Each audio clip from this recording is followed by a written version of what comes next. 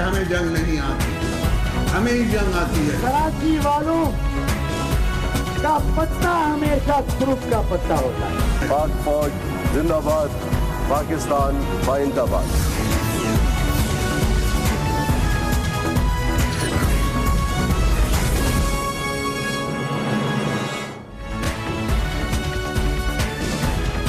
आप देख रहे हैं खबरों, तबसरों और तज्जियात पर मबनी पाकिस्तान का सबसे मोतबर न्यूज शो दुनिया, कामरान खान के साथ।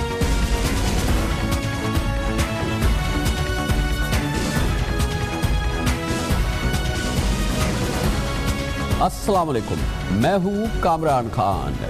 वक्त यह आ गया है, और ये सिर्फ पाकिस्तान में नहीं बल्कि भारत में भी, कि दालें महंगी हो गई हैं, चिकन सस्ती है। एक आम गरीब को एक गरीब होटल में आज दाल की प्लेट महंगी मिल रही है, चिकन की प्लेट सस्ती मिल रही है।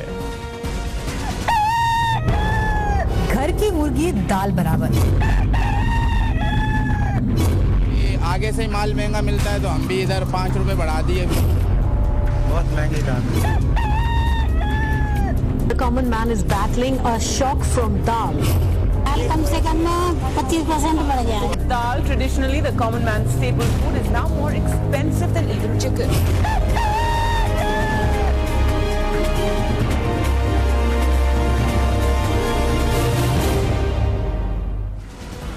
दाल रोटी चल रही है और दाल दलिया चलते रहना चाहिए। हमारे मशरकी माशरे में ये मुहावरे शायद इसलिए बहुत आम हैं क्योंकि दाल आम और गरीब आदमी की ग़िज़ा समझी जाती है।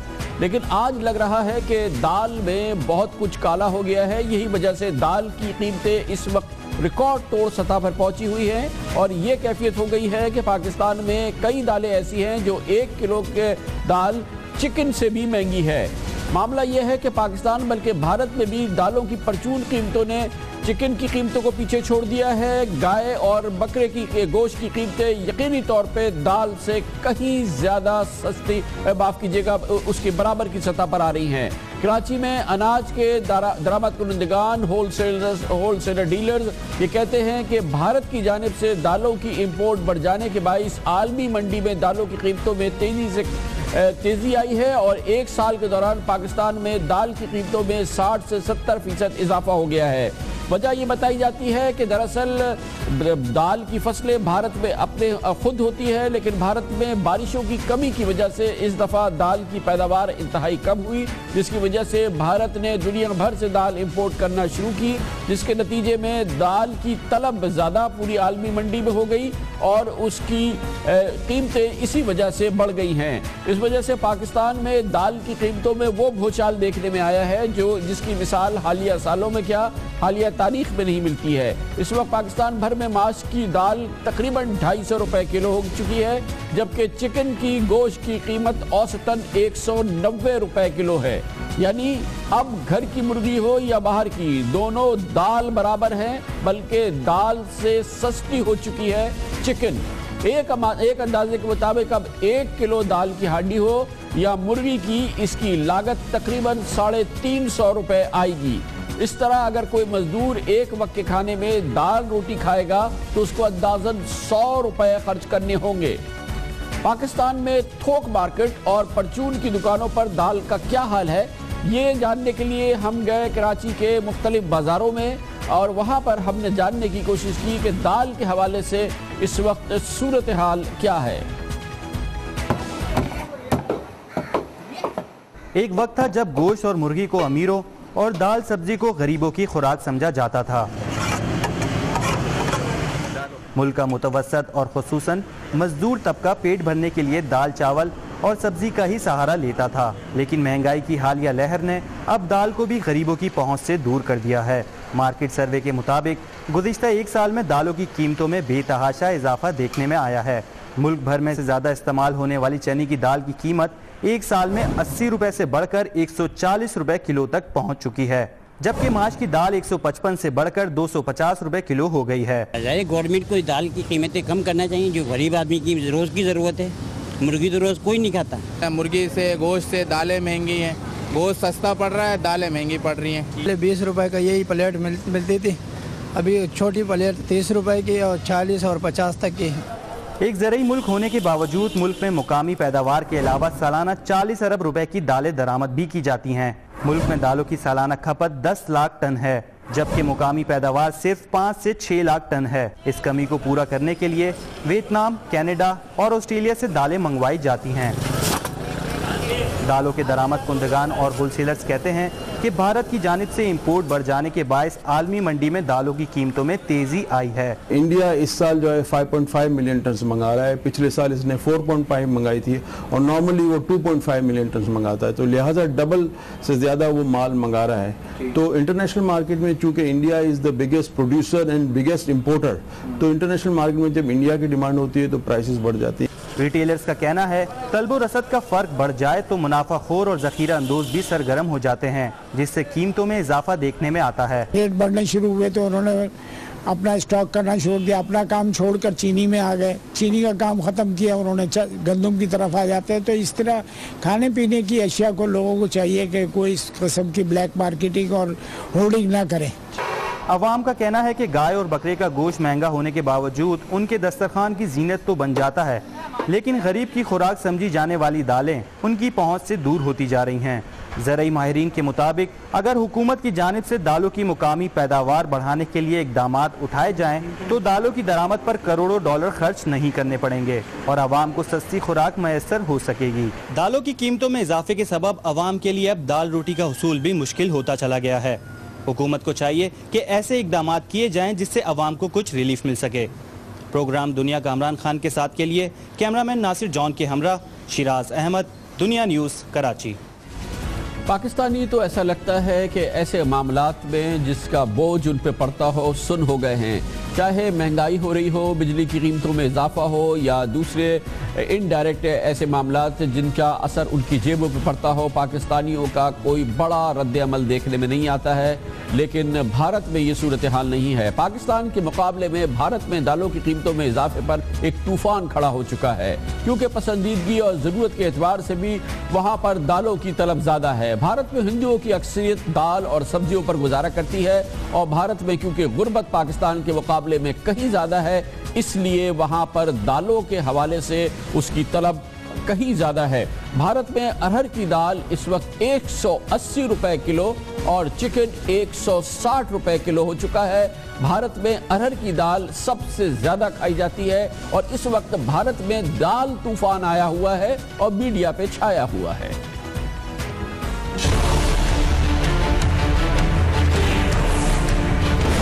ارہر 190 روپے کلو، مسور 150 روپے کلو، مونگ 130 روپے کلو، اڑد 130 روپے کلو اور راجما 200 روپے پرتی کلو۔ اب خراب مانسون بھی دالوں کے دام میں اور آگ لگا سکتا ہے۔ ایک سال میں دالوں کے دام 64% تک بڑھ جو گئے ہیں۔ کیبنٹ نے 10,000 ٹن دال کے آیات کو منظوری دینے میں دیر نہیں کی۔ دام لگاتار بڑھتے ہی جا رہے ہیں۔ نئی سرکار کا وعدہ اچھے دن لانے کا ہے، لیکن کم سے کم دال کھانے والوں کے لیے ابھی انتظار باقی ہے۔ ایک سال کے دوران کہا جاتا ہے کہ بھارت میں دالیں 40 سے 50 بلکہ 60% تک مہنگی ہو چکی ہیں، اور پاکستان کے مقابلے میں بھارت میں اس معاملے پہ زیادہ لوگوں میں بے چینی نظر آتی ہے۔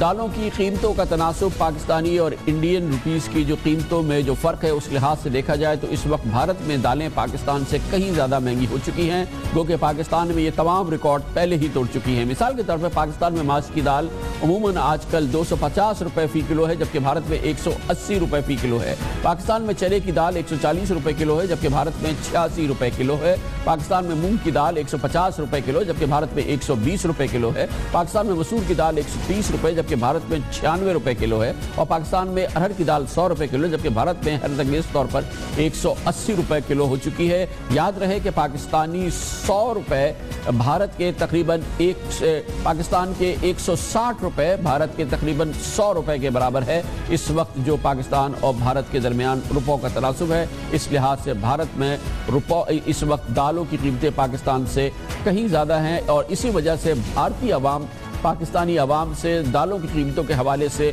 بہت بے چین نظر آ رہے ہیں۔ 25, 30, 40, 50, 60 तक दाल हमने खाई है, लेकिन 150 रुपए दाल हमने कभी देखी नहीं जो आज देख रहे मोदी के राज में। दाल कम से कम 25% बढ़ गया है, बताइए क्या करें उसका। कम कर दिए हैं खाना क्योंकि दाल बहुत महंगी हो चुकी है। कम ले लेके हैं और क्या करेंगे। जो घरों के लिए 1 किलो दाल लेता था, आज वो सिर्फ पाव भर दाल ले जाके अपना काम चला रहा है। पहले तो सस्ती थी अरहर की दाल, पर अब तो बहुत महंगी हो गई है, तो अब थोड़ा सा सोचना पड़ता है। खानी तो दाल रोटी है ना, वो भी ना ढंग से खा पाएंगे तो। कम से कम इस मामले में पाकिस्तानी और भारतीय एक आवाज़ में बोल रहे हैं, एक ज़बान में बोल रहे हैं। पाकिस्तान और भारत के अवाम को या जनता को अगर इकट्ठा कर दिया है तो वो दाल की कीमतों ने, दालों की बढ़ती हुई कीमतों ने, बेतहाशा बढ़ती हुई कीमतों ने। लेते हैं कमर्शियल ब्रेक और उसके बाद जिक्र करेंगे। बल्दियाती इंतखाबात सामने आ रहे हैं, मगर कैफियत यह है कि पाकिस्तान की बड़ी सियासी जमातों के नज़दीक इलेक्शन कमीशन की बेतौकीनी बढ़ती जा रही है, उसकी वक़्त तेज़ी से कम होती जा रही है। आखिर इंतखाबात और उनके नताइज पर यकीन कौन करेगा, ये एक बहुत ही मुश्किल सूरत हाल है। इसका जायज़ा लेते हैं कमर्शियल ब्रेक के बाद।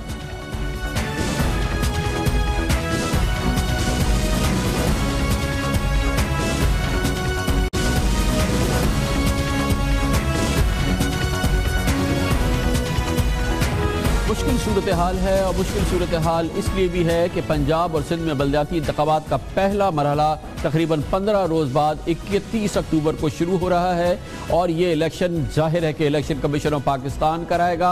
और इलेक्शन कमीशन ऑफ पाकिस्तान इंतहाई मुश्किल सूरत हाल से गुजर रहा है, क्योंकि इन इंतखाबात में जो जमातें हिस्सा ले रही हैं वो बार बार कहती हैं कि उन्हें इलेक्शन कमीशन पर एतबार नहीं है। दूसरी जानिब इलेक्शन कमीशन हालिया ज़िमनी इंतखाबात में देखने में आया खुद बेबस होता चला जा रहा है।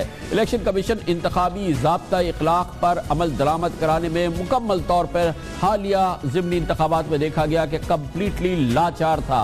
मुस्लिम लीग नून हो या पीपल्स पार्टी या तहरीक इंसाफ, मुल्क भर में बल्दियाती इंतखाबात की तैयारियां तो जोर और शोर से कर रही हैं, लेकिन इंतखाबी ज़ाब्ता इखलाक पर अमल दरामद तो दूर की बात है, उनका इलेक्शन कमीशन पर एतमाद ही नहीं है। ये एक मुश्किल और इंतहाई गंभीर सूरत हाल है, क्योंकि वो मुख्तदर इदारे जिन पर उनसे मुंसलिका पाकिस्तानियों को, पाकिस्तानी सियासी जमातों को, आम शहरियों को एतमाद होना चाहिए, उन्हीं पर वो एतमाद करते हुए नजर नहीं आते। पाकिस्तान की तमाम बड़ी सियासी जमातों के नजदीक होना तो यही चाहिए था कि इलेक्शन कमीशन की तौकीरी उनके नजदीक सबसे अहम हो, उसकी इज्जत सबसे ज्यादा हो, लेकिन ऐसी सूरत हाल इस वक्त की जो ग्राउंड की सूरत हाल है, जमीनी सूरत हाल, इंतहाई अफसोस की बात यह है कि वो बिल्कुल बरक्स है। चाहे मुस्लिम लीग नून के रहनुमा हो, हत्ता कि वज़ीर इत्तलात जनाब परवेज रशीद कई बार कह चुके हैं कि election commission of Pakistan Imran Khan के साथ मिला हुआ है।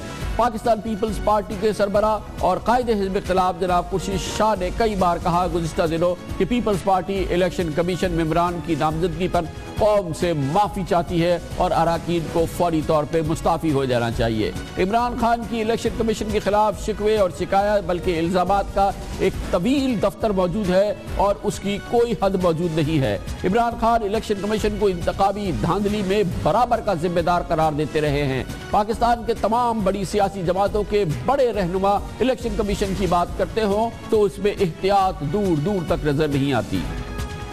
इलेक्शन कमीशन जो किसानों के मुंह से नवाला छीनने में ताखीर नहीं करता, हमारी पार्टी की तरफ से कोई किसी जलसे में शिरकत कर ले तो उसे नोटिस देने में भी ताखीर नहीं करता, वो इमरान खान के इस जुर्म को छुपाता रहा।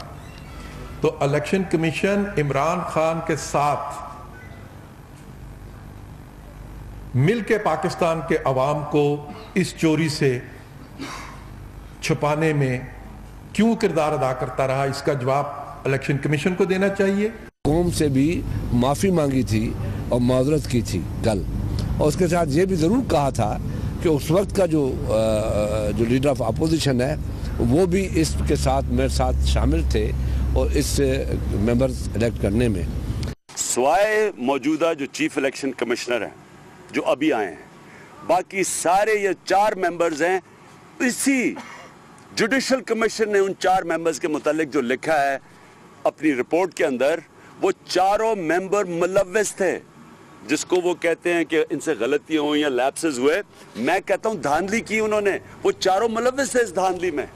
الیکشن کمیشن کے بارے میں صرف سیاستدانوں چاہے وہ حکومت کے ہو یا اپوزیشن کے ہو ان کا رویہ اور بیانات ہی جارحانہ نہیں بلکہ اعلیٰ عدالتوں کے فیصلے بھی الیکشن کمیشن کے اقدامات کو ہم نے پچھلے ہفتوں میں دیکھا کہ کئی اقدامات کو انہوں نے زائل کر دیا۔ انتخابی ٹریبونلز کی سفارشات پر الیکشن کمیشن نے ANA 125 پر خواجہ سعد رفیق اور ANA 154 پر صدیق بلوچ کو نااہل قرار دیا تھا، جبکہ سپریم کورٹ نے حکم امتناع پر دونوں کی رکنیت بحال کر دی ہیں۔ سندھ ہائی کورٹ نے گزشتہ روز صوبائی حکومت کی درخواست پر 15 اضلاع میں سے 90 نئے حلقوں کی نئی حلقہ بندیوں کے خلاف حکم امتناع دے دیا ہے، اور اسی دوران یہ بھی سامنے آیا ہے کہ الیکشن کمیشن نے جب 29 ستمبر کو وزیر اعظم کے کسان پیکج کو معطل کیا تھا، لیکن گزشتہ روز اسلام آباد ہائی کورٹ نے الیکشن کمیشن کے فیصلے کو کالعدم قرار دے دیا ہے۔ الیکشن کمیشن کا انتخابی ضابطہ اخلاق کہتا ہے کہ اراکین پارلیمنٹ انتخابی مہم میں حصہ نہیں لے سکتے، لیکن سندھ و پنجاب کے پارلیمنٹرین ضمنی الیکشن میں پوری طرح سے سرگرم نظر آ رہے ہیں۔ لاہور ہائی کورٹ نے انتخابی ضابطہ اخلاق کے برخلاف اراکین پارلیمنٹ کو ضمنی الیکشن کی انتخابی مہم میں حصہ لینے کی اجازت دے دی تھی، جس سے الیکشن کمیشن آف پاکستان کے یہ ضابطہ اخلاق کی یہ شقیں جو تھی وہ عملاً کالعدم ہو گئی تھی اور اس کا اثر باقی نہیں رہا تھا۔ ایک طرف سیاستدانوں کا عدم اطمینان، عدم اعتماد الیکشن کمیشن آف پاکستان پہ، دوسری جانب دوسرے اقدامات جو سامنے نظر آئے ہیں۔ الیکشن کمیشن ہم اسی لیے کہہ رہے ہیں کہ بے توقیر ہوتا جا رہا ہے، مگر ایک انتہائی حساس موقع پہ جب پاکستان کے 2 بڑے صوبوں میں بلدیاتی انتخابات ہونے جا رہے ہیں۔ اس پوری صورتحال پہ بات کرتے ہیں، اس کے لیے ہمیں جوائن کیا ہے محترمہ آسیہ ریاض نے، جو جوائنٹ ڈائریکٹر ہیں پلڈاٹ کی۔ بہت بہت شکریہ آسیہ صاحبہ۔ پہلے تو یہ بتائیے گا کہ کیونکہ بلدیاتی انتخابات ہونے جا رہے ہیں، الیکشن کمیشن پہ یہ تمام بڑی سیاسی جماعتیں جو حصہ لے رہی ہیں کھل کے اس پہ اپنے عدم اعتماد کا اظہار کرتی ہیں، کوئی جماعت نہیں کہتی کہ اس کو اعتماد ہے، اس پہ کسی قسم کی کوئی تسلی ہے، چاہے حکمراں جماعت ہو چاہے حزب اختلاف۔ اس پورے ماحول کے اندر یہ بلدیاتی انتخابات، یہ دونوں بڑے بلدیاتی انتخابات، کیا آپ کو لگتا ہے کہ اس کے اثرات جب یہ انتخابات ہوں گے اور جب اس کے نتائج آئیں گے تو کس طرح سے آپ انفولڈ ہوتے دیکھ رہی ہے سچویشن کو؟ دیکھیے، آپ نے جیسے پہلے اپنے انٹرو کے اندر بھی اس کا ذکر کیا کہ بہت بدقسمتی ہے ہماری ایک ہماری قومی سوچ کی ناپختگی کی طرف بھی یہ اشارہ کر رہا ہے کہ جو ہمارے انسٹیٹیوشنز ہیں، اگر ہم سیاسی جماعتیں ایک پروسیس کے ذریعے جن کو ایک معرض وجود میں لے کے آئے ہیں، ان کی وہ توقیر نہیں ہوگی تو وہ ان کی انڈیپینڈنس جو ہے، خالی وہ جو کانسٹیٹیوشنلی وہ امپاورڈ ہیں، وہ کہاں تک چلے گا؟ آپ نے یہ بھی اشارہ کیا اپنی گفتگو کے اندر، جو ایک پرابلم ہے وہ یہ ہے کہ جس طریقے سے اعلیٰ عدالتیں جو ہیں الیکشن کی کارروائی کے اندر جس طریقے سے وہ اپنے فیصلے دے رہے ہیں، نیکسٹ ڈور انڈیا، آپ کو معلوم ہے کہ الیکشن کمیشن آف انڈیا کے جس وقت الیکشن پروسیس انڈیا میں چل رہا ہوتا ہے تو اس کے درمیان میں انڈین سپریم کورٹ یا انڈین اعلیٰ عدالتیں بالکل اس کے اندر دخل اندازی نہیں کرتی، کوئی پٹیشن نہیں سنتی، جس کی وجہ سے ان کی ایک انڈیپینڈنس کی جو فضا ہے الیکشن کمیشن آف انڈیا کی وہ قائم رہتی ہے۔ کچھ الیکشن کمیشن کا اپنا بھی آپ مانیے کہ اس میں قصور ہے، خالی انڈیپینڈنس ہمیں بھی نظر آ رہا ہے کہ شاید انف نہیں ہے، اس کے لیے ایک مستقل ایک تبدیلی یا ایک مستقل جو پروفیشنلزم ہے یا ٹریننگ ہے یا کمپٹنس ہے وہ بھی کویسچنیبل ہے الیکشن کمیشن کے کیس میں۔ کچھ یہ ہماری جو ایک بہت بڑی الیکٹورل ریفارم ریکوائرڈ ہے، جس کے لیے فرینکلی پارلیمنٹ کو اس وقت کام کرنا، اور بہت دیر سے پارلیمنٹ اس کے اوپر خاموش ہے کہ جب تک ہم ججز کو الیکشن کمیشن کے ممبرز اور چیف الیکشن کمشنر بنائیں گے، ججز کا ایک سرٹن مائنڈ سیٹ ہے، آپ کو معلوم ہے کہ جو ایڈمنسٹریٹو پوائنٹ آف ویو ہے اس کے اوپر ان کو ان کی پروفیشنل ٹریننگ یہ ہوتی ہے کہ وہ پٹیشن ہوں گے تو وہ چیزوں پہ فیصلہ کریں گے۔ اوبویسلی اس کو ٹھیک کرنا اور اس پہ تو بڑا وقت لگے گا۔ ہمارے پاس ہم جس مرحلے پہ اس وقت کھڑے ہیں یہ بڑا ایک نازک مرحلہ ہے۔ اب سے 2 ہفتوں کے اندر بلدیاتی انتخابات ہونے والے ہیں، بہت بڑی تعداد میں بلدیاتی انتخابات ہیں۔ جو سیاسی جماعتیں انتخابات میں حصہ لے رہی ہیں ان کا الیکشن کمیشن پر کسی قسم کا کوئی اعتماد نظر نہیں آتا۔ اس پورے ماحول میں وہ الیکشن میں جا رہی ہیں اور ہوتا وہی ہے کہ جب ریزلٹس آئیں گے یہ تمام سیاسی جماعتیں جو ہاریں گی وہ کہیں گی کہ دھاندلی ہو گئی ہے اور پھر جمہوریت کا مذاق اڑتا نظر آتا ہے۔ جی بالکل، میں یہی آپ سے عرض کری تھی کہ یہ وہی ناپختگی ہے سوچ کی کہ آپ کو اپنے اداروں کو نہ صرف یہ کہ ساتھ لے کے چلنا ہے اور اسی سسٹم کے تحت کام کرنا ہے، بلکہ ان کو ساتھ ساتھ ان کے ہاتھ بھی مضبوط کرنے ہیں۔ اعلیٰ عدالتوں کی طرف میں نے اشارہ کیا کہ ان کو بھی اس پروسیس کے اندر نہیں آنا چاہیے، لیکن الیکشن کمیشن کو ساتھ ساتھ آپ نے بھی اشارہ کیا جو ابھی انتخابات ہوئے NA 122 پلڈاٹ نے تو یہ پوزیشن لی کہ جس طرح کی وائلیشن ہو رہی تھی کوڈ آف کانڈکٹ کی، اس کے اوپر تو شاید الیکشن کمیشن تھوڑی بہت اپنی ساتھ بچا پاتا اگر یہ کہہ دیتا کہ یہ الیکشن ہم اس وقت ہولڈ کر رہے ہیں اور دوبارہ کریں گے. اس وقت اس کو کالا دم قرار دیتے جب اتنی بری وائلیشن ہو رہی تھی اور ہر سیاسی جماعت کی طرف اور حکومت کی طرف سے ہو رہی تھی. اچھا اب آپ یہ فرما رہی ہیں انڈیپینڈنس ہے جو قانون نے ان کو دی ہے، کانسٹیٹیوشن نے دی ہے، ان کو اس کا استعمال کرنا چاہیے. ٹھیک ہے، آپ یہ فرما رہی ہیں کہ اگر کہیں پہ ضابطہ اخلاق کوڈ آف کنڈکٹ کی خلاف ورزی ہوتی ہے، الیکشن کمیشن کو صرف لفاظی کام نہیں کرنا چاہیے، الیکشن کو روک دینا چاہیے کہ وہ اس کو الاؤ نہیں کریں گے، یہ آپ کا کہنا ہے. اور اپنی رٹ کو کامران خان صاحب یہ دیکھیے کہ آپ بھی شاید آپ نے بھی لاہور میں سیناریو دیکھا ہوگا، یہ جو بینرز اور ہورڈنگز اور جس طرح کے جلسے تھے،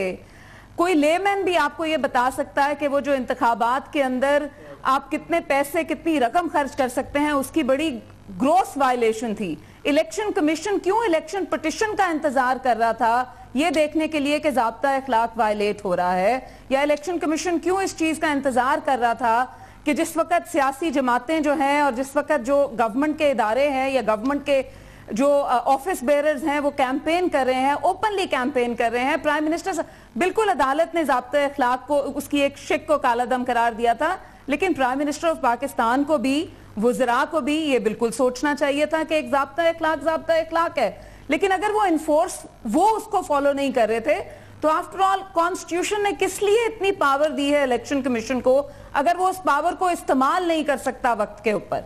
پھر ان کی ٹریننگ دیکھیے 2013 کے الیکشن کے اندر بھی.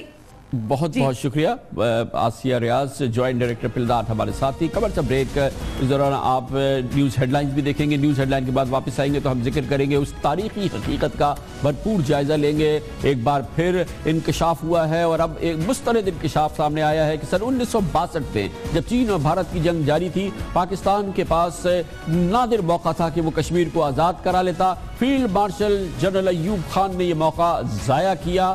کیا وہ امریکہ سے سہم گئے جیسے کہ یہ اس وقت انکشاف ہوا ہے؟ اس پر تفصیل سے بات کریں گے، سیر حاصل بحث کریں گے ایک چھوٹے سے کمرشل بریک کے بعد، نیوز ہیڈ لائنز کے بعد.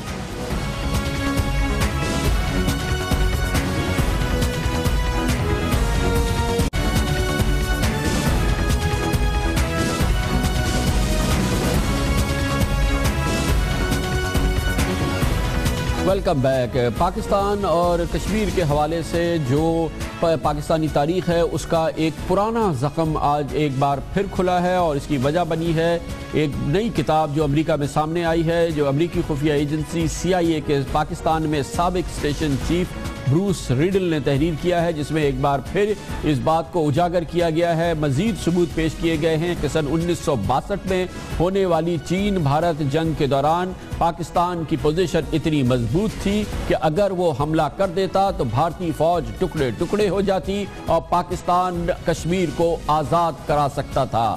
ادھر جموں و کشمیر ہائی کورٹ کا 5 روزہ پرانا فیصلہ سامنے آیا ہے، جس میں کہا گیا ہے کہ ریاست جموں و کشمیر بھارت کا حصہ نہیں ہے اور اس کی خصوصی حیثیت آج بھی برقرار ہے. کشمیر دیرینہ تنازع ہے جس پر پاکستان اور بھارت کے درمیان 3 جنگیں ہو چکی ہیں، لیکن یہ مسئلہ آج تک حل نہیں ہو سکا ہے. لیکن اب یہ تازہ ترین کتاب سامنے آئی ہے بروس ریڈل کی. اس میں اس کے مطابق اگر ایوب خان اس وقت امریکی بہلاوے میں نہ آتے اور پاکستانی فوج کو حملہ کرنے کا کہتے تو مقبوضہ کشمیر آج پاکستان کا حصہ ہوتا. امریکہ کے 4 سابق صدور کے ساتھ مشیر کی حیثیت سے کام کرنے والے بروس ریڈل نے اپنی کتاب JFK's Forgotten Crisis میں جو انکشافات کیے ہیں ان کے مطابق پاکستان کے سابق صدر فیلڈ مارشل ایوب خان نے 1962 میں امریکی دباؤ کے باعث بھارت پر حملہ نہیں کیا تھا.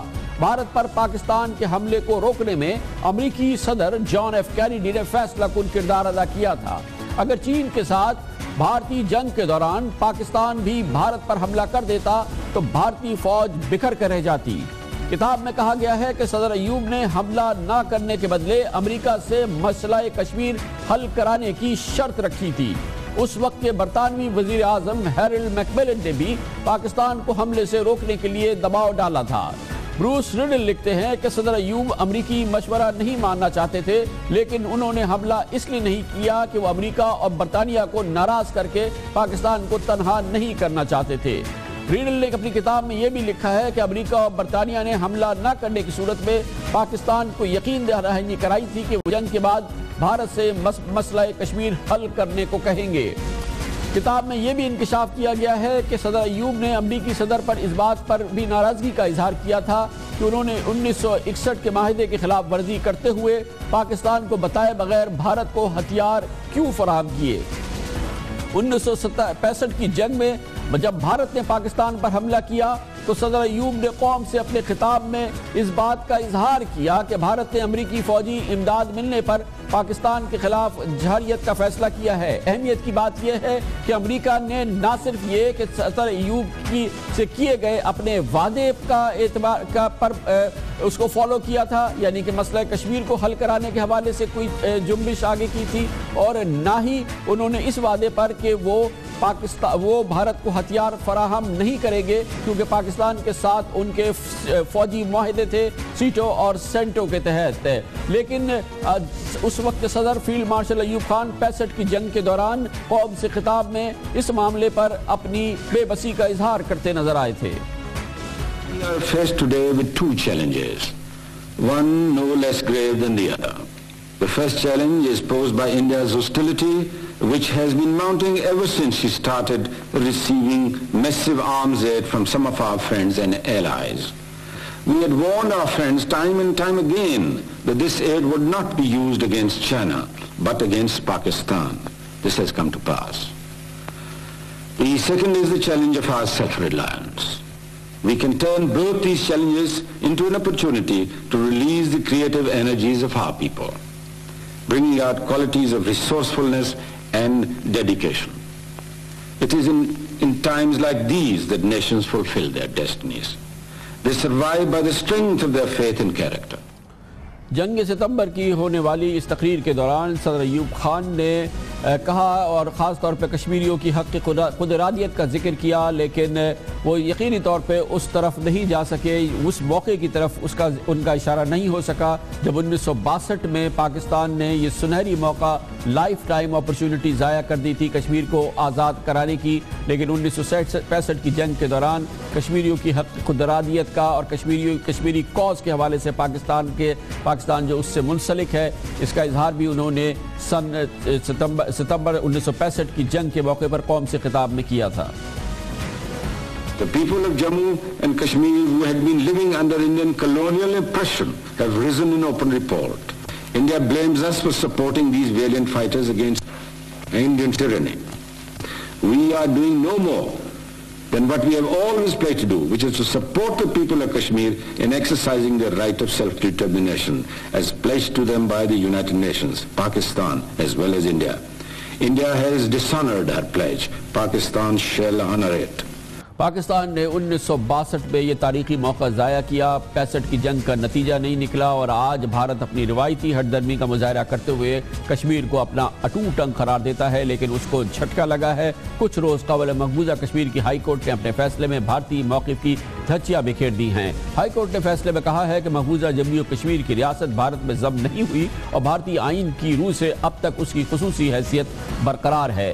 جموں کشمیر ہائی کورٹ نے اپنے تاریخی فیصلے میں کہا کہ بھارتی آئین کی آرٹیکل 370 کی روح سے مقبوضہ جموں کشمیر کی حیثیت اب تک برقرار ہے، جس کی وجہ سے اسے بھارت کا حصہ نہیں کہا جا سکتا۔ پاکستان کا یہ سنہری موقع لائف ٹائم اپرچونٹی 1962 میں ایک بار پھر یہ بات سامنے آئی ہے کہ اس وقت کے صدر فیلڈ مارشل ایوب خان نے یہ تاریخی موقع ضائع کر دیا۔ وہ فوج کے سربراہ بھی تھے، بھارت اس وقت بری طرح سے دباؤ میں تھا اور وہ بری طرح سے شکست کھا رہا تھا چین کے ہاتھوں۔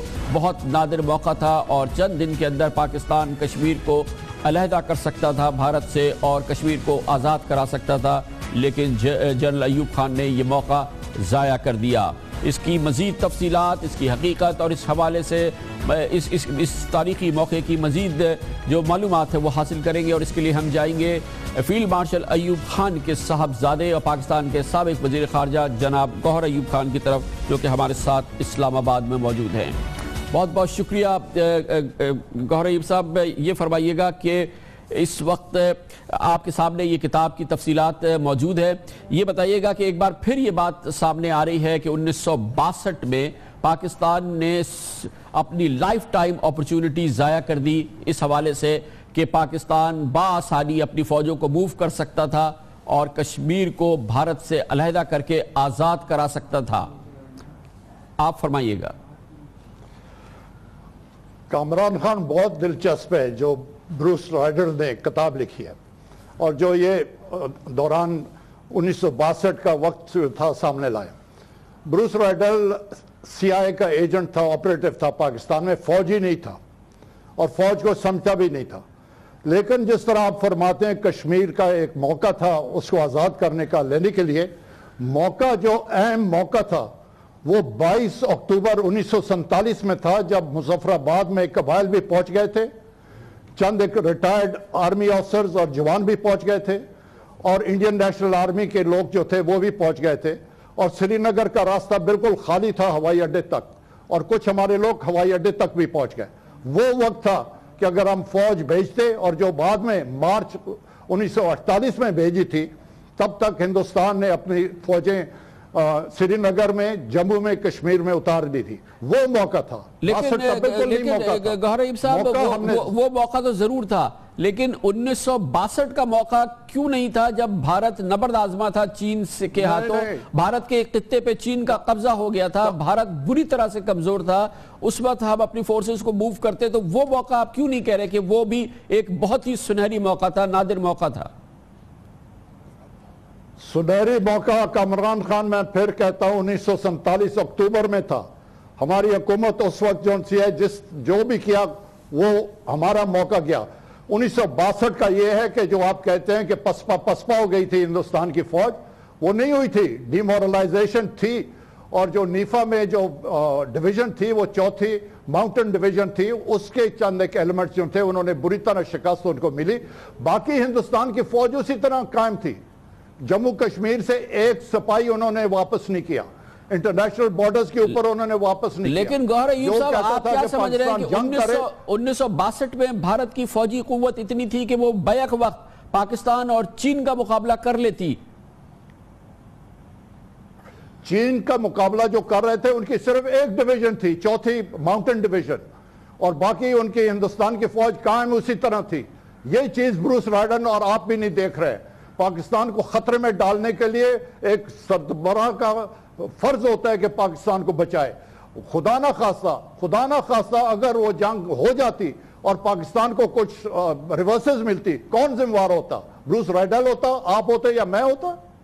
اچھا, اور آپ یہ بتائیں کہ اس میں تو یہ کہا گیا ہے کہ پریزیڈنٹ ایوب نے اس لیے یہ ملٹری ایکشن نہیں کیا تھا کہ اس وقت کے U S president John F Kennedy نے اور جو اس وقت کے جو برٹش پرائم منسٹر تھے ہیرلڈ میکمیلن, انہوں نے دراصل جو پاکستان کا امریکہ کے ساتھ ایک فوجی تعلق تھا, فوجی رشتہ تھا, فوجی معاہدے تھے, اس کو استعمال کرتے ہوئے پریزیڈنٹ ایوب کو ڈسکریج کیا اور ان کو روکا کہ وہ یہ ملٹری ایکشن کریں. جبکہ چائنا کی طرف سے بھی پاکستان کو یہ کہا گیا تھا, یہ ضرور انسینٹو تھا کہ اگر وہ موو کرتے اور یہ دونوں مل کے ملٹری مووز کرتے تو یہ صورتحال بالکل مختلف ہو سکتی تھی. لیکن ایوب خان نے اس فوجی انفلوئنس کی وجہ سے جو پاکستان اور یو ایس کے معاہدے تھے اس کی وجہ سے انہوں نے یہ نہیں کیا, جیسے کہ اس بک میں کہا گیا پریزیڈنٹ کینیڈی اور پرائم منسٹر میکمیلن کے حوالے سے.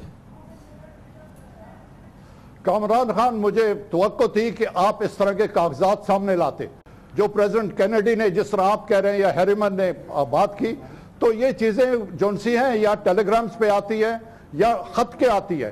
اس دوران ایوب خان نے کینیڈی کو خط لکھا تھا, میرا خیال ہے نومبر میں لکھا یا اکتوبر کے آخر میں لکھا کہ جتنے ہتھیار آپ دے رہے ہیں ہندوستان کو وہ پاکستان کے خلاف استعمال ہوں گے اور یہ چیز ثابت بھی ہو جائے گی. اور وہ خط موجود ہے. کینیڈی کی طرف سے آپ کی ذمہ داری تھی کہ آپ ایک خط لاتے کہ ایوب خان کو وہ کینیڈی نے یہ کہا. وہ خط کوئی نہیں ہے, نہ اس طرح کی کوئی بات ہوئی. ہاں, یہ بات ہوئی تھی کہ کینیڈی نے کہا تھا میٹنگز میں کہ اس کے کشمیر کے ہم کوشش کریں گے ہندوستان کو کہہ کے کہ آپ کے ساتھ مذاکرات کریں. آپ کو شاید یہ بھی علم ہے یا نہیں کہ भुट्टो और स्वर्ण सिंह की मीटिंग्स जो सी हैं दिसंबर 1962 में शुरू हुई, 6 मीटिंग्स हुई फॉरेन मिनिस्टर्स की उसके बाद। तो ये चीजें भी आपने सामने लाने से मेरा ख्याल गुरेज ही किया है। लेकिन नतीजा क्या निकला? असल पॉइंट तो ये है जो इस किताब के जरिए, और ये आपको पता है ये पहली बार ये बात नहीं आ रही, आप कुछ हमें बताना चाहेंगे कि इस सिलसिले में चाइनीज गवर्नमेंट का पाकिस्तानी गवर्नमेंट के साथ जो कम्युनिकेशंस थी और जो जॉइंट मिलिट्री एक्शन की बात थी उसमें कितनी सदाकत है, उसके बारे में हमारे पास क्या मालूमात है? कामरान खान, जो सीक्रेसी होती है डॉक्यूमेंट्स की वो खत्म हो गई। चाइना का डॉक्यूमेंट अगर कोई है तो आप पेश करते, आज अमेरिका का कोई डॉक्यूमेंट आज पेश करते, आप बरतानिया का कोई डॉक्यूमेंट है आज आप पेश करते, आप नहीं कर सके हैं, आपने रिसर्च भी नहीं की। पाकिस्तान को खतरे में डालने के खुदा ना खास्ता रिवर्स हो जाते, कौन जिम्मेवार होता? आप होते, अयूब खान होता? हलगज नहीं, पाकिस्तान को कभी खतरे में नहीं डालना चाहिए। आपके ख्याल में जो उस वक्त इंडियन मिलिट्री स्ट्रेंथ थी और जो उसकी पोजीशन थी, जैसा कि आप कह रहे हैं, उस वक्त इस बात का रिस्क मौजूद था कि एक तरफ तो इंडिया जो है वो चाइनीज मिलिट्री ऑफेंसिव को डिफीट कर देती, दूसरी तरफ पाकिस्तान को न सिर्फ डिफीट करती बल्कि आप जैसे कह रहे हैं रिवर्सल हो जाता। इसके लिए कोई सबूत मौजूद है कि इस किस्म की करेज थी उस वक्त नेहरू में और इंडियन मिलिट्री माइट में? इमरान खान, आप भूलते हैं, मेरा ख्याल है आपने रिसर्च ठीक नहीं की है। जब अक्टूबर में हिंदुस्तान ने फॉरवर्ड मूवमेंट की नीफा में, चाइना ने रिटेलिएट किया, 4 दिन जंग हुई, फिर बंद हो गया, फिर वो आगे आए और तकरीबन 12-15 दिन में वो वापस विड्रॉ करके चले गए। अगर पाकिस्तान उस वक्त हमला करता तो अकेले तना खड़ा हुआ क्या करता? आप मुझे अभी बताएं, आपने रिसर्च पूरी नहीं की है कि कश्मीर में से हिंदुस्तान ने फौज विड्रॉ की, आप हिंदुस्तान ने विड्रॉ इंटरनेशनल बॉर्डर से कोई की? एक टैंक उन्होंने विड्रॉ नहीं किया, एक तोप उन्होंने विड्रॉ नहीं की, एक सिपाही विड्रॉ नहीं किया। पाकिस्तान को खतरे में क्यों डालते हैं, क्यों ऐसी सोचे करते हैं आप? अच्छा, ये आप ये कह रहे हैं कि ये इस बात को हमेशा के लिए हमें भूल जाना चाहिए और ये हमें 1962 से ही ये फैसला कर देना चाहिए था, 1948 से भी, कि जैसा कि आपने कहा 1947 में मौका था, 1948 के बाद से हम ये भूल जाएं कि किसी किस्म की कोई भी मिलिट्री एक्शन के जरिए कश्मीर के मसले का हल हो सकता है। ये चीजें हमेशा के लिए भूल जानी चाहिए। कामरान खान, फिर मैं कहता हूं आप सोच आपकी ठीक नहीं आ रही। अगर जंग होती है या उसके लिए तैयार करते हैं, पूरी जंग ऑल आउट वॉर किसी के साथ करते हैं या एक महदूद इलाके में, आपने तैयारी करनी पड़ती है। उसके लिए आपने देखना पड़ता है कि आपका डीजल पेट्रोल कितने दिनों के लिए, कितने हफ्तों के लिए है, आपका टैंक का एमुनिशन कितने हफ्तों के लिए है, आपका राशन और बाकी चीज कितनी है, आपके जहाज कितने होंगे और के स्पेयर पार्ट्स और बहरी जहाज किधर से आएंगे और कहां होगा, प्लान करके फिर ऑपरेशन होता है। एकदम तो नहीं कि कबड्डी तो नहीं कि दंगल में घुस गए तो जाके लंगोटा लगा लिया और मुल्क को खतरे में डाल दिया। तो ये जो हमने अपने आप को सीटो सेंटो के जरिए इस मिलिट्री अलायंस में बांधा था और ये जो हमने ये एक अपनी अलाइनमेंट्स की थी 50s में और फिर ये 60 में ये सिचुएशन नजर आई, इससे हम इस काबिल नहीं थे, ये आप कह रहे हैं हम इस काबिल नहीं थे कि इतनी वीक सिचुएशन में भी हम इंडिया को चैलेंज कर सके। और उसके बाद फिर बहरहाल 65 में जो सिचुएशन हुई वो बिल्कुल उससे ऑपोजिट है जो अब आप बता रहे हैं। कामरान खान, मैं फिर कहता हूं कि आपने पूरी रिसर्च आज करके नहीं आए। आप बताते कि हिंदुस्तान की इन्फेंट्री डिवीजन कितनी थी उस दिन, वो आप बताते कि उनके टैंक कितने थे, आप बताते कि उनके जहाज कितने थे, वो आप बताते कि उनके बहरी जहाज कितने थे, उनकी रिजर्व कितनी थी, ये तमाम चीजें। ये कहना कि पाकिस्तान ये सोचे कि कभी कर नहीं सकते, पाकिस्तान के पास सलाहियत है, ये प्लान करके कर सकते हैं। आप यही इंप्लाई कर रहे हैं ना कि 1965 में फिर हमने गलती करी, क्योंकि 1965 तक भी हमारी वो तैयारी तो नहीं थी कि हम tank to tank, Apple to Apple, gun to gun match करते इंडिया से, या हम उसका इंतजार करते कि जब हम एक चीज में हम मैच करेंगे इंडिया से या आउट मैच करेंगे फिर हम कहीं जाके उनको चैलेंज करने की सोचेंगे। तो फिर ये हमने 65 में क्या हुआ था फिर? कामरान खान, मैं फिर कहता हूं आप तैयारी करके नहीं आए। 65 के 6 सितंबर 3:30 बजे सुबह हिंदुस्तान ने वाघा की तरफ से हमला किया पाकिस्तान के ऊपर। हिंदुस्तान हमलावर था, पाकिस्तान नहीं था। हमारी तो ट्रूप्स जो थी वो सुबह फिजिकल ट्रेनिंग कर रही थी, 33% जो थे छुट्टी के ऊपर थे। आपने ये चीज पढ़ी नहीं है, लिखी नहीं है, तैयार करके नहीं आया आप आज। ब्रूस रिडल जो CIA का स्टेशन चीफ है वो लिख रहा है, मैं आपको पूरा मार्क्स नहीं देता हूं। ये हिस्ट्री आज मैं समझता हूं आप बहुत कमजोर विकेट पे आए। हिस्ट्री ना गौरव साहब, मैं नहीं चाहता कि ये पूरे हम एक एकेडमिक बहस कर रहे हैं, बदतमीजी मैं नहीं करना चाहता। मैं आपको ये माहौल इसको खराब नहीं करना चाह रहा। आप ये ना समझे ये आप इस तरह से बोल के क्या आप हिस्ट्री को आप मिटा देंगे? क्या आपकी इस 4 जुमलों से क्या ये फैक्ट भूल जाएंगे कि 1962 में क्योंकि हमने अमेरिका के साथ अपने वफादारी को जोड़ दिया था, ये life time opportunity field marshal Ayub Khan ने अमेरिका के सदर के एक फोन कॉल की वजह से जाया कर दी। पाकिस्तान कश्मीर को आजाद करा था। अब आप पाकिस्तान की कौम को ये याद दिलाने की कोशिश कर रहे हैं कि भारत इतना कवी, इतना कुव्वत वाला था कि वो एक तरफ चीन को भी हराता, वो चीन से तो नाक रगड़ रहा था, फिर वो हमसे भी जीत जाता। हमारी फौज इस काबिल थी नहीं कि हम कश्मीर को आजाद कराते। क्यों आप इस तरह की बातें कर रहे हैं गौर अयूब साहब? क्यों आप इस तारीख को मस्त करने की कोशिश कर रहे हैं? आपके इन चंद जुमलों से ये तारीख की हकीकत बदल नहीं सकती कि पाकिस्तान ने फील्ड मार्शल अयूब खान ने पाकिस्तान का ये हिस्ट्री का लाइफ का सबसे बड़ी अपॉर्चुनिटी जाया कर दी। हम कितनी आसानी से आज कश्मीर को आजाद कराते, और ये आज ये जो भारत अटूट अंग कर रहा है, ये ना अंग होता ना अटूट रहता। ये अयूब खान की वजह से हुआ, अयूब खान की बुज़दिली की वजह से हुआ, अयूब खान की अमेरिका की दोस्ती की वजह से हुआ।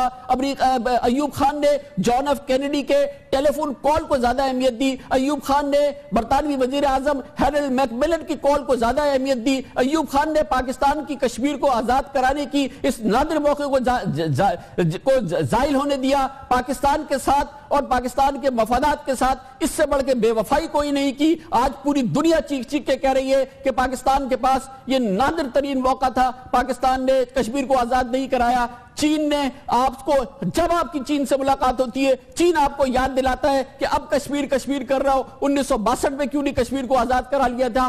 चंद दिनों के अंदर ये कश्मीर आजाद हो जाता। अयूब खान ने कौम के साथ इतनी बड़ी बेवफाई की है कि जिसकी कोई इंतहा नहीं है। मैंने रिसर्च की है, इसीलिए मैं आपको इस रिसर्च का जवाब दे रहा हूं। मैंने सुन लिया आपने जितना कुछ कहा। बहुत बहुत शुक्रिया कि आपने हमारे इस प्रोग्राम में हमें ज्वाइन किया।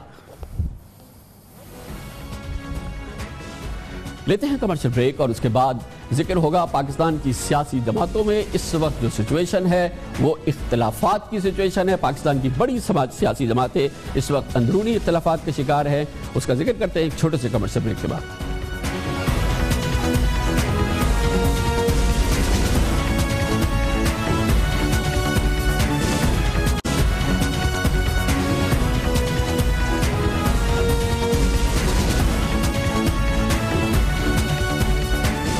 Welcome back. पाकिस्तान की बड़ी सियासी जमातों के अंदरूनी इख्तिलाफात या अंदरूनी मसाइल की खबरें आप मुसलसल देख रहे हैं। पिछले चंद दिनों में इसमें बहुत ज़्यादा तेज़ी आई है। ख़ास तौर पर इस हवाले से आपने पाकिस्तान मुस्लिम लीग नून यानी कि हुक्मरान जमात और पाकिस्तान तहरीक इंसाफ के अंदरूनी मसाइल, अंदरूनी इख्तिलाफात की खबरें पिछले कई दिनों से आपने देखी है। मगर ये बात नहीं है, हकीकत यह है कि पाकिस्तान की बड़ी सियासी जमातें, तकरीबन तमाम बड़ी सियासी जमातें अंदरूनी मसाइल से दो चार हैं या अंदरूनी इख्तिलाफात का और उनका इस वक्त उनको सामना है। पाकिस्तान पीपल्स पार्टी के अंदरूनी इख्तिलाफात भी या अंदरूनी मसाइल मुसलसल सामने आते रहे। ख़ास तौर पर लीडरशिप के मसले पर पाकिस्तान पीपल्स पार्टी ऐसा लगता है कि इस वक्त बटी हुई है। अमलन पाकिस्तान पीपल्स पार्टी के तमाम इख्तियारात अब भी जनाब आसिफ अली जरदारी के पास हैं, लेकिन इस वक्त देखने में ये आया है कि जनाब आसिफ अली जरदारी अपनी गैर हाजिरी में जनाब बिलावल भुट्टो जरदारी को अब ऐसा लगता है कि इजाज़त हुई है कि वो सामने आएँ और पाकिस्तान पीपल्स पार्टी की जो इस वक्त निज़ाम है या उसकी जो ऑर्गेनाइजेशन है उसको बेहतर करने की कोशिश में मसरूफ़ नज़र आते हैं। गो के वो खामोशी से ये काम कर रहे हैं और कहीं से भी आया नहीं होती ये बात कि वो दरअसल पाकिस्तान पीपल्स पार्टी की क़यादत संभालने वाले हैं या उसके कहीं करीब भी हैं। इसकी बड़ी वजह यह है कि खुद जनाब आसिफ अली जरदारी बारहा कह चुके हैं कि जनाब बिलावल भुट्टो जरदारी میں کو ابھی ٹریننگ کی ضرورت ہے، بلکہ انہوں نے یہ بھی کہا کہ ابھی ان کو میچیورٹی کی ضرورت ہے اور ابھی وہ پوری طرح سے میچیور نہیں ہیں۔ لندن میں تھے، ہم انہیں ٹریننگ دے رہے ہیں۔ میں سمجھتا ہوں کہ ان کی جوانی اور ان کی سوچ دونوں کو میچیورٹی کروانی ہے، دونوں کی میچیورٹی ہو جائے پھر اس کو میدان میں اتارا جائے۔ باپ بیٹے کے کیا اختلاف ہو سکتے ہیں، اور جس کا بیٹا ہی ایک ہو، چلیں 3 بیٹے ہوں تو چل ٹھیک ہے، تو اس کی کوئی بات ہو سکتی ہے۔ تو یہ تو بچوں والی باتیں ہیں اور لوگوں کو کوئی نہ کوئی بات نکالنی ہوتی ہے اور بنانی ہوتی ہے۔ لیکن پاکستان پیپلز پارٹی میں ٹاپ لیول کی لیڈرشپ کی جو فیصلہ سازی ہے اس میں یقینی طور پہ ایک بڑا خلا نظر آتا ہے، اور وہ سب سے زیادہ نمایاں ہوا ہے حالیہ ضمنی انتخابات کے نتیجے میں۔ 2013 کے بعد جو بھی ضمنی انتخابات کے نتیجے ہوئے ہیں، پاکستان پیپلز پارٹی کی مقبولیت میں بڑی تیزی سے کمی آئی ہے، خاص طور پہ صوبہ پنجاب میں، حتیٰ کہ جناب اعتزاز احسن کو کہنا پڑا کہ ایسا لگتا ہے کہ پاکستان پیپلز پارٹی کے ووٹ ہی ناپید ہو گئے ہیں۔ اسی کے ساتھ ہی پاکستان پیپلز پارٹی کے دیرینہ رہنما اب یہ کہتے ہیں کہ جوان سال قیادت کو آگے آنا چاہیے اور ہر صورت میں اب پرانی قیادت کو پیچھے ہٹ جانا چاہیے، گو کہ وہ نام نہیں لے رہے، لیکن ان کا براہ راست اشارہ اس جانب ہے کہ جناب آصف علی زرداری کو اب اپنی جو لیڈرشپ کی پوزیشن ہے، ٹاپ لیڈرشپ پوزیشن، اس سے اپنے آپ کو علیحدہ کرنا چاہیے۔ شاید یہی وجہ ہے کہ گزشتہ ضمنی انتخابات میں، خاص طور پہ لاہور میں جو NA 122 میں ضمنی انتخابات ہوئے تھے، پاکستان پیپلز پارٹی کے امیدوار جس نے کہ چند 100 ووٹ حاصل کیے، اپنے کسی بینر، کسی تشہیری مہم میں جناب آصف علی زرداری کی تصویر بھی شائع نہیں کی یا اسے نمایاں نہیں کیا۔ اس سلسلے میں تبدیلی آنی چاہیے، خود سابق وزیر اعظم سید یوسف رضا گیلانی نے حالیہ دنوں میں کہا۔ اس وقت جو موجودہ لیڈرشپ ہے پاکستان میں اٹ از ابو 60، تو اس لیے اگر بلاول صاحب اپنے کارڈ صحیح استعمال کریں تو ہی represents genuinely the 65% segment of the society. اس لیے ہم نے ان کو کہا ہے کہ we want to give you free hand, you should make your own team, اور جو یوتھ ہے اس کی طرف توجہ کریں، اور انشاءاللہ مجھے پورے امید ہے کہ وہ اس کی طرف توجہ کریں۔ جناب یوسف رضا گیلانی نے کچھ سیاسی بیان دیا، لیکن آپ ان کے جو بیان ہے اس کا نتیجہ ضرور نکال سکتے ہیں، ان کا اشارہ کس جانب ہے۔ لیکن جناب اعتزاز احسن نے حالیہ ٹیلی ویژن پروگرام میں اس سلسلے میں کھل کے بات کی، اور انہوں نے کہا کہ تبدیلی کی ضرورت ہے پیپلز پارٹی کی لیڈرشپ میں۔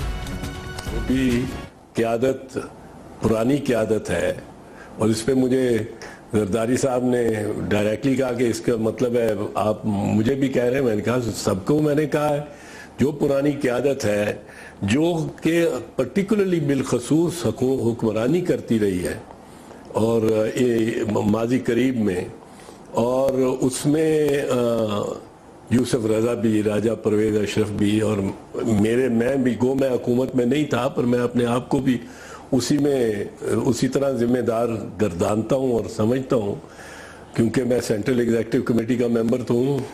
تو میں تو سمجھتا ہوں کہ the old must give way to the new. یہ تو معاملات ہیں پاکستان پیپلز پارٹی کے، اسی قسم کے معاملات گو کہ اتنے سنگین اختلافات کے معاملات MQM کے اندر بھی نظر آتے ہیں۔ پیپلز جیسے کہ میں نے عرض کیا، مسلم لیگ نون اور پاکستان تحریک انصاف کے اندرونی اختلافات کا چرچا تو اس وقت ملک کے گلی گلی کوچے میں موجود ہے۔ اس پوری صورتحال پر، سیاسی جماعتوں کے اندرونی اختلافات پر ہم بات کریں گے، اور اس کے لیے ہمارے ساتھ موجود ہے پاکستان کی ممتاز صحافی، ممتاز سینئر تجزیہ کار محترمہ نسیم زہرا۔ بہت بہت شکریہ نسیم، آپ نے ہمیں جوائن کیا۔ معاملہ یہ ہے کہ اس وقت اگر پاکستانی پولیٹیکل پارٹیز کا ذکر ہوتا ہے، دونوں بڑی سیاسی جماعتیں PTI PMLN، تو صرف اور صرف اس وقت ان کے جو گروس انٹرنل ڈیفرنسز ہے اس کی ذکر ہو رہا ہے۔ پیپلز پارٹی اور MQM بھی اس سے مبرہ نہیں ہے۔ آخر یہ کیا کلچر ہے کہ ڈیفرنسز ہونا تو ایک جمہوریت کی جو کہتے ہیں روح ہے، لیکن اس انداز کے اختلافات ہونا کہ ٹیلی ویژن چینل پر آ کے ایک دوسرے کے بالکل چیتھڑے اڑا دینا، آخر اس کی کیا وجہ ہے؟ یہ کیسا پولیٹیکل کلچر ہے جو ہم دیکھ رہے ہیں؟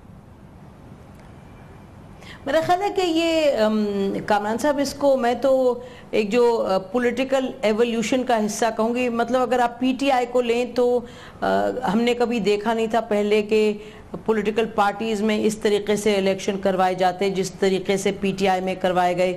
اس کے بعد یہ بھی ہمیں معلوم ہے کہ پی ٹی آئی کے اندر ایک یقیناً ایسا کلچر ہے کہ جہاں ڈیبیٹ ہوتی ہے, ڈسکشن ہوتی ہے, لیکن اس کے نتیجے میں کوئی آپ کو نیٹ اینڈ کلین رزلٹ نہیں ملتا, اور سیاست میں ہوتا ہی نہیں نیٹ اینڈ کلین رزلٹ.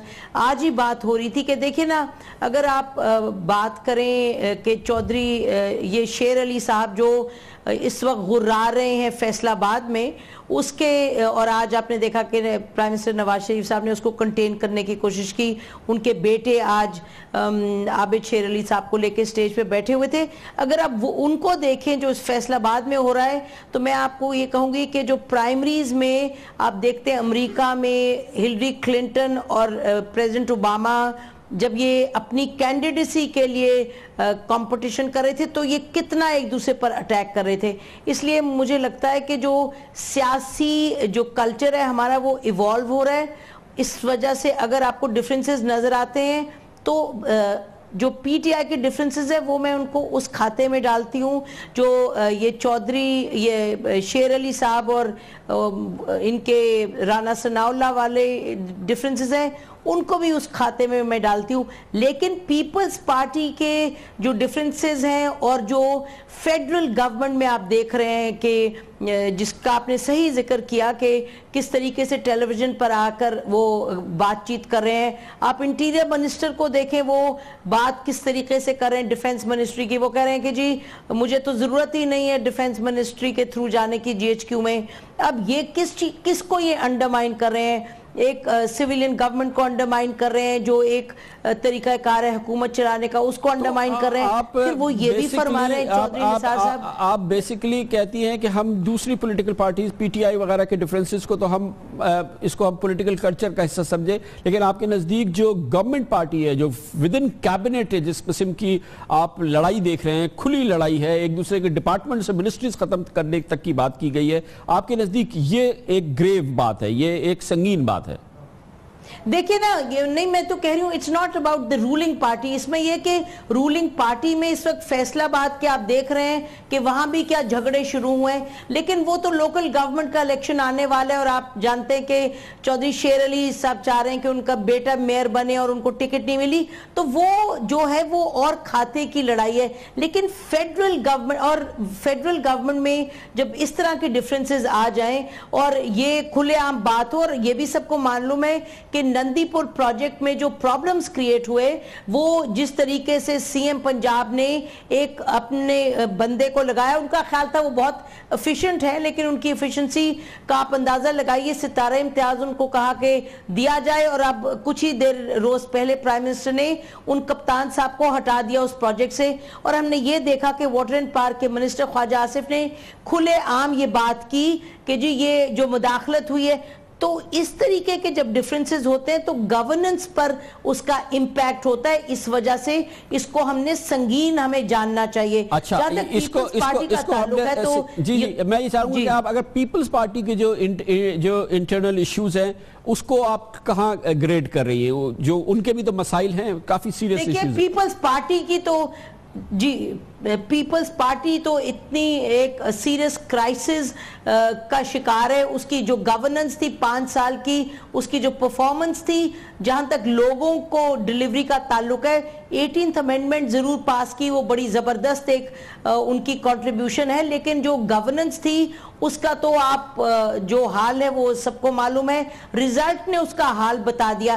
ایک تو وہ کرائسس ہے پیپلز پارٹی کی, دوسری لیڈرشپ کی بہت سیریس کرائسس ہے. ابھی ہم سن رہے تھے یہ وہ فارمر جو ہیں پرائم منسٹر یوسف رضا گیلانی صاحب جو خود ایک بہت بڑے کرپشن کے کیس میں انوالوڈ ہیں, ان کا وہ جو بھی فرما رہے تھے کہ بلاول بھٹو جو ہے وہ یوتھ کے ہیں لیڈر بنیں گے اور ہم ان کو دے رہے ہیں اٹانومی کہ وہ کریں جو کرنا چاہتے ہیں. نمبر 1 تو بلاول بھٹو کی ایکٹیویٹی نظر نہیں آ رہی. یہ ضرور بات ہے کہ بلاول بھٹو میں پوٹینشل ہے, وہ جو ان کی انسٹنکٹس ہیں پولیٹیکل وہ بڑی سٹرونگ ہے, لیکن بلاول بھٹو ابھی میدان میں کھل کے آ نہیں رہے بالکل. اگر تھوڑی سی دیر کے لیے ان کی ہمیں وہ نظر آتے ہیں اور پھر غائب ہو جاتے ہیں سین سے. تو یہ پیپلز پارٹی کے اندر جو لیڈرشپ کی کرائسس ہے وہ کنٹینیو کر رہی ہے، کیونکہ اگر وٹو صاحب اور فریال تالپور صاحبہ پنجاب کو چلائیں گے اور پنجاب میں پارٹی کو آرگنائز کریں گے تو پھر جو بیرسٹر صاحب کو ابھی شاید پتہ نہیں کچھ 100 ووٹ ملے ہیں NA 122 میں، پھر تو یہی ہوتا رہے گا. سو وہ یعنی ڈیفرنسز جب آپ کہتے ہیں تمام پولیٹیکل پارٹیز میں مختلف نوعیت کے ڈیفرنسز نظر آ رہے ہیں، تو ان کو ہم سب کو ایک جگہ لمپ نہیں کر سکتے، لیکن یقیناً یہ کرائسس کے جہاں تک پی ٹی آئی کا تعلق ہے، پی ٹی آئی میں بھی آپ دیکھ رہے ہیں شاہ محمود قریشی صاحب کو 2-3 روز سے روزانہ کے کہنا پڑا I'm not leaving the party, تو اس کا مطلب اندر ادھر بھی کچھ ڈیفرنسز ہیں، لیکن وہ ڈیفرنسز مجھے کرائسس کوئی میجر کرائسس فی الحال نظر نہیں آتی اس کے نتیجے میں. تھینک یو سو مچ، بہت بہت شکریہ. محترمہ نسیم زہرا ہمارے ساتھی سینئر تجزیہ کار. لیتے ہیں کمرشل بریک، اس کے بعد ذکر کریں گے پاکستان کی ترقی کے لیے جو سب سے بڑا اس وقت راستہ نظر آتا ہے وہ پاک چین اقتصادی راہداری ہے، جس کے لیے 46 ارب ڈالر چین پاکستان میں سرمایہ کاری کر رہا ہے. بہت ہی شاندار منصوبہ ہے، بہت ہی امید افزا یہ صورتحال ہے. یقینی طور پر یہ سراخوں پر ہے، لیکن کچھ سوالات ضرور ہیں جو ہم پوچھیں گے ایک چھوٹے سے کمرشل بریک کے بعد.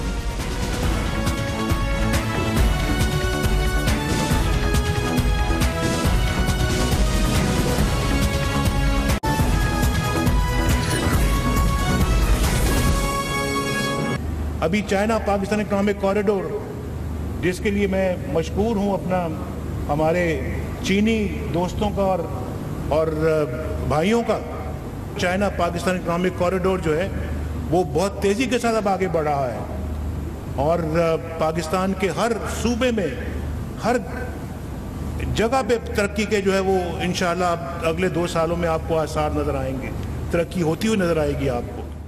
آئندہ چند سالوں میں پاکستان کی ترقی منسلک نظر آتی ہے پاکستان چین اقتصادی راہداری کے پروجیکٹ کے سلسلے میں، جس کے لیے پاکستان میں چین 46 ارب ڈالر سے زائد کی سرمایہ کاری کر رہا ہے، اور یہ تاریخی پاک چائنا اکنامک کوریڈور کے منصوبے پر چینی صدر جی جنگ پنگ اور اس کے لیے پاکستان کا دورہ کیا تھا. اس سال 20 اپریل کو اس پر دستخط ہوئے تھے اور اس سے اس شاہراہ کی اوپننگ ہوئی تھی، اور ایک بہت بڑی سرمایہ کاری، اس پورے خطے کی سب سے بڑی سرمایہ کاری، غیر ملکی سرمایہ کاری کی راہ کھلی تھی. پاک چائنا اکنامک کوریڈور کے ذریعے گوادر پورٹ کو ہائی ویز، ریلوے ٹریک اور oil and gas pipeline کے ذریعے چین کے علاقے جنجیانگ سے اور دیگر صنعتی حصوں سے ملایا جا رہا ہے. 46 ارب ڈالر سے زائد منصوبے میں کوئلے، پانی اور ہوا کے ذریعے 10,000 میگا واٹ سے زائد بجلی پیدا کرنے کے پروجیکٹ کے منصوبے بھی سامنے آ رہے ہیں. منصوبے کے تحت گوادر پورٹ کی ترقی، گوادر LNG ٹرمنل اور گوادر انٹرنیشنل ایئرپورٹ کی تعمیر بھی کی جا رہی ہے. گوادر کو چین سے ملانے اور ملک کے چاروں صوبائی دارالحکومتوں کو اس نیٹ ورک میں شامل کرنے کے لیے سڑکوں کا جال بھی بچھایا جائے گا، اور اس کے لیے اب تیاریاں کی جا رہی ہیں. اکنامک کوریڈور کے تحت منصوبے کے بڑے حصے 2018 تک مکمل کر لیے جائیں گے، تاہم اس کے کچھ حصے طویل ہیں جو کہ سن 2030 تک چلیں گے. اس Pakistan China Pakistan economic corridor کی اہمیت کے حوالے سے اور اس سے منسلکہ دوسرے سوالات کا جوابات ہم ڈھونڈنے کی کوشش کریں گے. اس کے لیے ہمیں جوائن کیا ہے جناب سردار شوکت پوپلزئی نے، جو کہ پریزیڈنٹ ہے بلوچستان پاکستان اکنامک فورم کے. بہت بہت شکریہ سردار شوکت صاحب، آپ نے بہت ہی اس پروجیکٹ کو بہت قریب سے دیکھا ہے. آپ چائنا بھی گئے اور آپ اس پہ بہت پرٹیکولر انٹرسٹ ہے آپ کے تھنک ٹینک اس پہ. یہ بتائیے گا کہ اس سلسلے میں جو انویسٹمنٹ آ رہی ہے یہ پیور کمرشل لون ہے، مطلب کہ جو کوئی بھی سرمایہ کاری کی جاتی ہے منافع کے لیے، کیا ہم اس سرمایہ کاری کو چین کی جانب سے منافع کے لیے جو کمرشل سرمایہ کاری کی جاتی ہے اس سے تعبیر کریں گے، یا یہ کہ یہ اس کے علاوہ کچھ ہے؟ کیا ہے اس کی معلومات؟ کامران صاحب، پہلے تو میں شکریہ ادا کرتا ہوں کہ آپ ایک بڑا امپورٹنٹ سبجیکٹ جو ہے اس کو ہائی لائٹ کر رہے ہیں. پھر میں آپ کے سوال کی طرف آتا ہوں کہ یہ تو ڈیفرنٹ لیول کے MOU سائن ہوئے. اس میں لون بھی ہے، لون مین سافٹ لون ہے، کوئی ہیوی کمرشل لون نہیں ہے، اس میں گرانٹ بھی شامل ہیں. اور کچھ چیزیں جو ہیں جیسے گوادر ایئرپورٹ انہوں نے لون دیا تھا، اور ریسنٹلی گوادر ایئرپورٹ میں خود بیجنگ میں تھا، انہوں نے اناؤنس کر دیا کہ یہ گرانٹ ہے.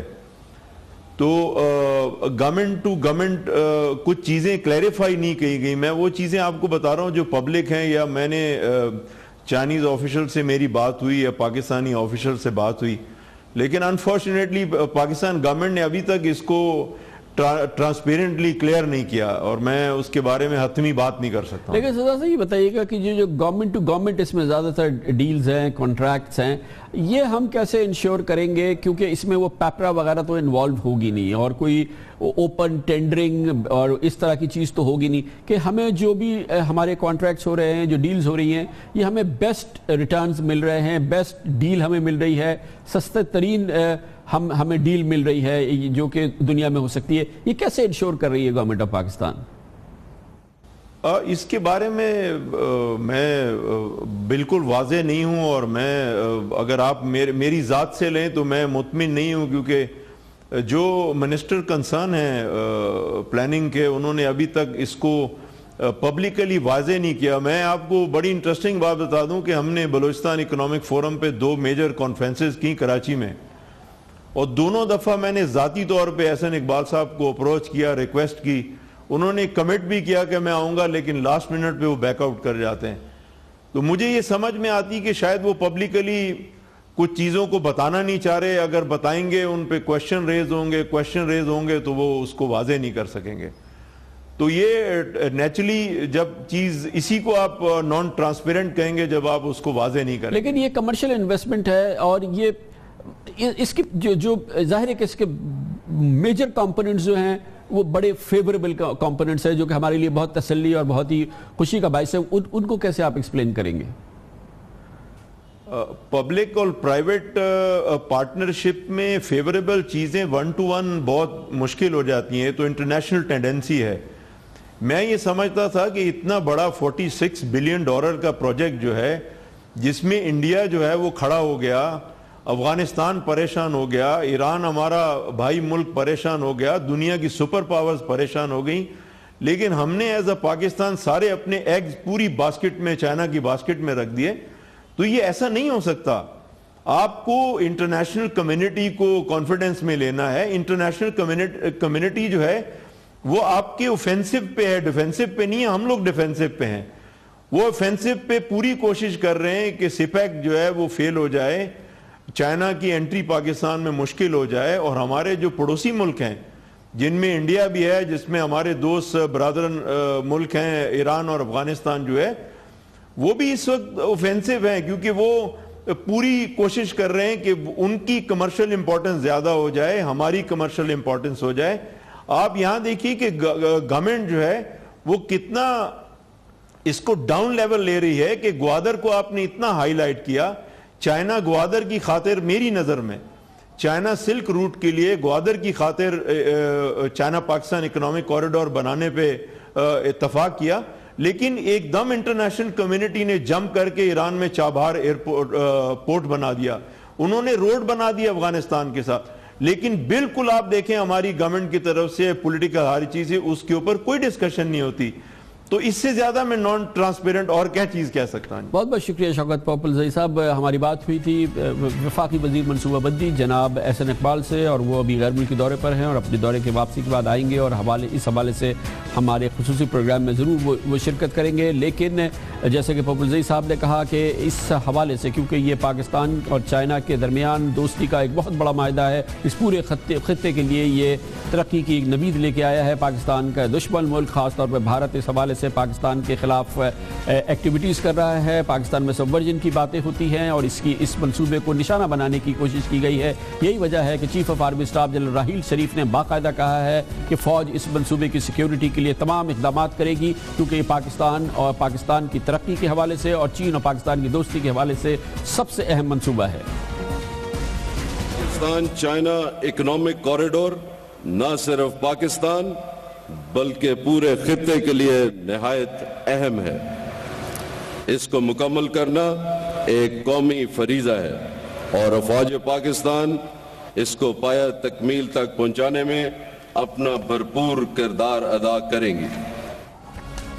یہ کردار کس طرح سے ادا کیا جا رہا ہے، اس کے لیے کیا تیاریاں کی جا رہی ہیں، یہ ہم پوچھیں گے، اور اس کے لیے ہمیں جوائن کیا ہے ہمارے چیف سیکیورٹی کورسپونڈنٹ جناب وجاہت عز خان نے۔ وجاہت، بتائیے گا کہ اس سلسلے میں فوج بھرپور تیاریاں کر رہی ہے اور ایک مضبوط منصوبے پہ کام کیا جا رہا ہے کہ اس منصوبے کی سیکیورٹی کو مضبوط بنایا جائے، اس سلسلے میں کیا معلومات ہیں ہمارے پاس؟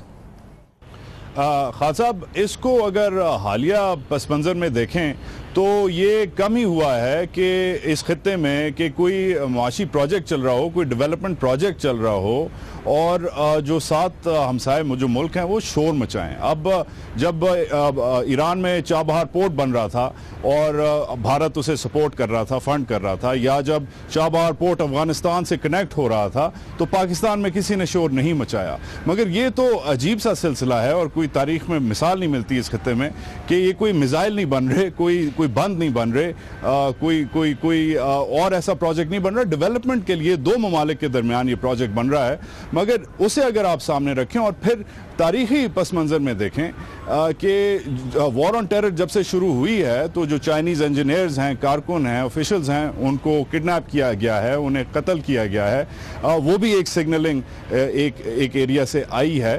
تو اس سب کو سامنے رکھتے ہوئے جب سی پیک اناؤنس ہوا تو ساتھ ساتھ جو ہمارے جو چینی سفارتکار ہیں، دوست ہیں، انویسٹرز ہیں، انہوں نے کنوے کیا کلیئرلی کہ سیفٹی ایک کنسرن ہے اور کہ پاکستان انہیں تحفظ فراہم کرے۔